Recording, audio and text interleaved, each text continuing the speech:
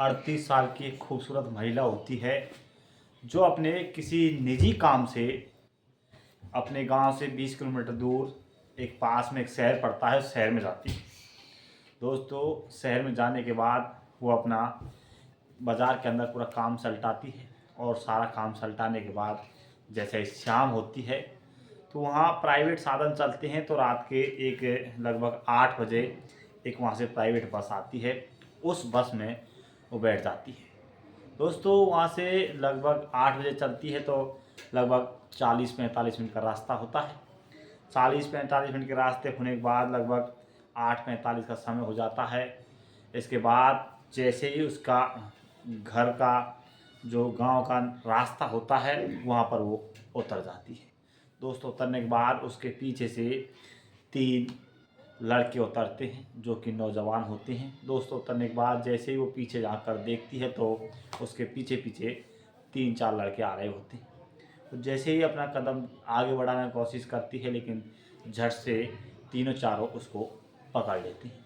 दोस्तों, पकड़ने के बाद वो चिल्लाने की कोशिश करती है लेकिन उसके मुंह को बंद कर दिया जाता है और उसे कहा जाता है। एक लड़का उसके पिस्तौल लगा देता है, कहता है कि अगर तुमने चिल्लाया और हल्ला मचाया तो तुम्हारी जीवन लीला समाप्त कर देंगे। दोस्तों, इस डर के वजह से वो अपना मुंह भी बंद कर लेती है। दोस्तों, इसके बाद वो 3 लड़के उस महिला को एक झाड़ियों में ले जाते हैं और दोस्तों उसके साथ गलत काम करते हैं। सर्दियों का समय होता है, बहुत ज़्यादा परेशान हो जाती है और दोस्तों महिला वहाँ पर बेहोश हो जाती है। दोस्तों, बेहोश होने के बाद कुछ लगभग 2-3 घंटे के बाद उसे होश आता है तो बहुत ही ज़्यादा जाड़े में, ठंड में कड़कड़ा रही होती है और वहाँ कोई भी दिखाई नहीं देता है। लेकिन दोस्तों, वहीं पास में ही एक किसान होता है। वो खेतों की देखभाली कर रहा होता है। रात में जो जानवर आते हैं उनकी रखवाली करता है। उसको एक खेत के डोर के बगल से एक आवाज़ आती है तो वहाँ जाकर अपनी बैटरी से देखता है। दोस्तों, देखने के बाद दोस्तों किसान उस महिला के साथ जो करता है वो कुछ ऐसा करता है कि वो तीनों लड़कों ने भी उस महिला के साथ ऐसा नहीं किया, ऐसा वो किसान करता है।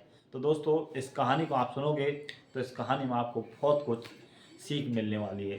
तो दोस्तों, कहानी शुरू करने से पहले आपसे छोटी सी रिक्वेस्ट है कि अगर आप हमारे चैनल में नए हो तो प्लीज़ हमारे चैनल शेयर करें, सब्सक्राइब करें और बेल आइकन दबाएं। नमस्कार दोस्तों, मैं धर्मवीर आपको आज जो सच्ची घटना सुनाने जा रहा हूँ वो सच्ची घटना है राजस्थान के भरतपुर ज़िले के एक गांव की। राजस्थान के भरतपुर ज़िले के नाम एक गांव होता है। उस गांव में एक छोटा सा परिवार होता है।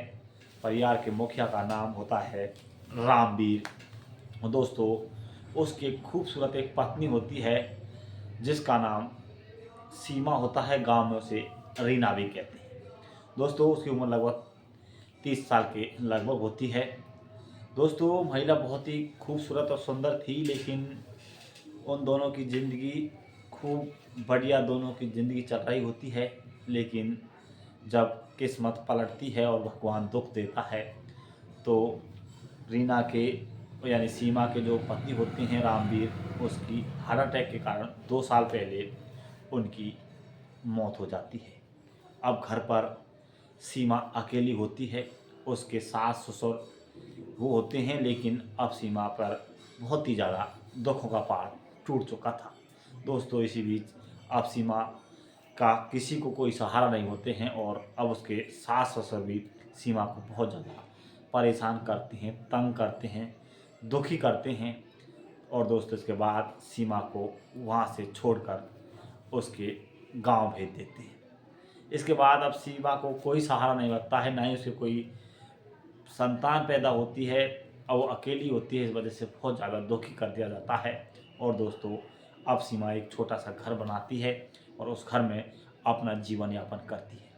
दोस्तों, इसी बीच सीमा को जो कोई छोटा मोटा काम पड़ता था, क्योंकि सीमा एक सिलाई का काम करती थी तो कुछ सामान लेने के लिए बाज़ार जाया करती थी।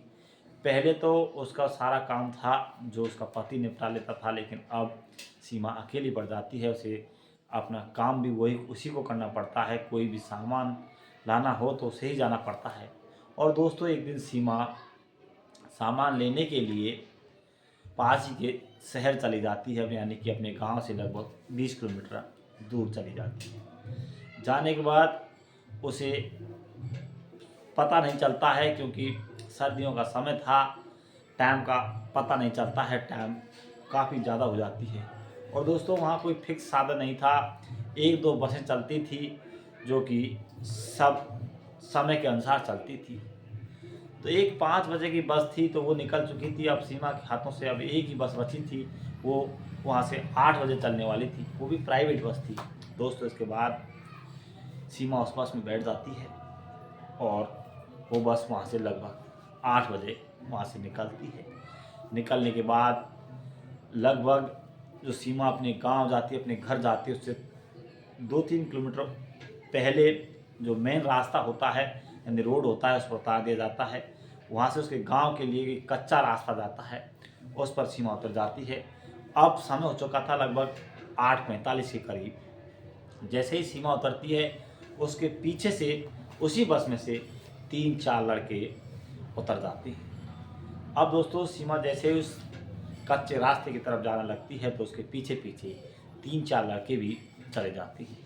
सीमा को डर लगने होता है, लेकिन क्या करें, वहाँ पर कोई नहीं होता है। कुछ देर के बाद सीमा को 3-4 लड़के उसे चारों तरफ से घेर लेते हैं। दोस्तों घेरने के बाद अब सीमा चिल्लाने की कोशिश करती है, लेकिन उसके मुंह को बंद कर दिया जाता है। और दोस्तों एक लड़का एक पिस्तौल निकालता है और सीमा के गाल पर लगा देता है। दोस्तों अब सीमा से कहते हैं, अगर तुमने शोर मचाया, हल्ला मचाया तो मैं तुम्हारी जीवन लीला समाप्त कर दूंगा। दोस्तों इस डर से सीमा चुप रहती है। सीमा कहती है कि मुझसे चाहते क्या हो, आकर मेरे पास कुछ नहीं है। तो दोस्तों और तीनों लड़के कहते हैं कि हमें तुमको आज खुश करना होगा, तुम झाड़ियों की तरफ चलो। दोस्तों वो खूब कोशिश करती है, लेकिन ना जाने भी उनकी कोशिश नाकाम होती है। दोस्तों उसको लेकर झाड़ियों की तरफ ले जाते हैं। दोस्तों तीनों उनके साथ दरिंदगी करते हैं, एक एक करके उनके साथ खेलते रहते हैं। दोस्तों काफ़ी देर खेलने के बाद सर्दियों का समय था, अब वो सीमा वहाँ पर बेहोश हो जाती है। दोस्तों बेहोश होने के बाद लगभग 2-2.5 घंटे के बाद सीमा को जब जैसे ही होश आता है तो वहाँ कोई भी दिखाई नहीं देता है। लेकिन सीमा की हालत इतनी ख़राब थी, एक तो सर्दियों का मौसम था और एक 3-3 लोगों ने उसके साथ दरिंदगी। अब दोस्तों वहाँ सीमा झाड़ियों के बगल में वहाँ पर किरकिरा रही थी, सर्दियों से ठिठुर रही थी, हल्की हल्की आवाज़ में रोने की आवाज़ निकल रही थी। तो दोस्तों वहाँ पर एक किसान था जो अपने खेतों की रखवाली कर रहा था, क्योंकि वहाँ पर जो जानवर होते हैं रात में खेत में घुस जाते हैं, इस वजह से वहाँ बैटरी लेकर वो रखवाली करता था। दोस्तों अब जैसे ही उस खेत की तरफ से आवाज़ आती है तो किसान बैटरी लेकर तुरंत सीमा की तरफ जाता है। अब जैसे ही सीमा को देखता है, सीमा के शरीर पर एक भी वस्त्र नहीं होता है, एक भी कपड़ा नहीं होता है।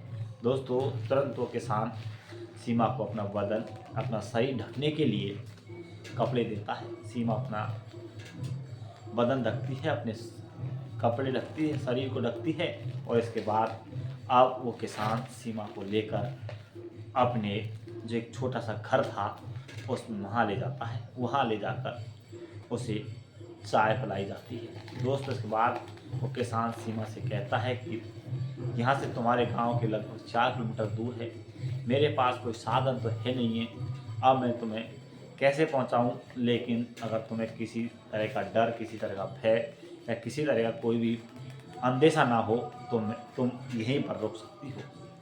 दोस्तों इसके बाद सीमा वहीं पर रुक जाती है। वो किसान सीमा को एक खाट देता है, उस पर बस्तर देता है, उसे वहाँ सला देता है। उसके बाद वो किसान दूसरी तरफ अपनी खुद की खाट लगाता है और वो भी सो जाता है।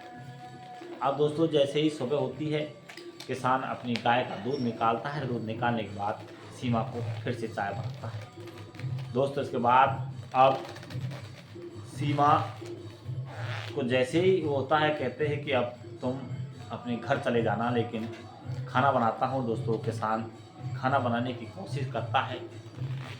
जैसे ही खाना बनाने की तैयारी करता है तो सीमा कहती है कि ऐसा करो, तुम खाना मत बनाओ, मैं तुम्हें खाना बनाती हूँ। दोस्तों अब वो किसान खाना नहीं बनाता है, सीमा इधर खाना बनाती है और दोस्तों किसान को भी खिलाती है। किसान की आंखों से आंसू निकलने लग जाती हैं, क्योंकि दोस्तों इसके बाद जब किसान की आंखों से आंसू निकलते हैं तो अब सीमा किसान से पूछती कि आखिर हुआ क्या, आप ऐसे कैसे रो रहे हो। तो दोस्तों कहता है कि मुझे मेरी पत्नी की याद है।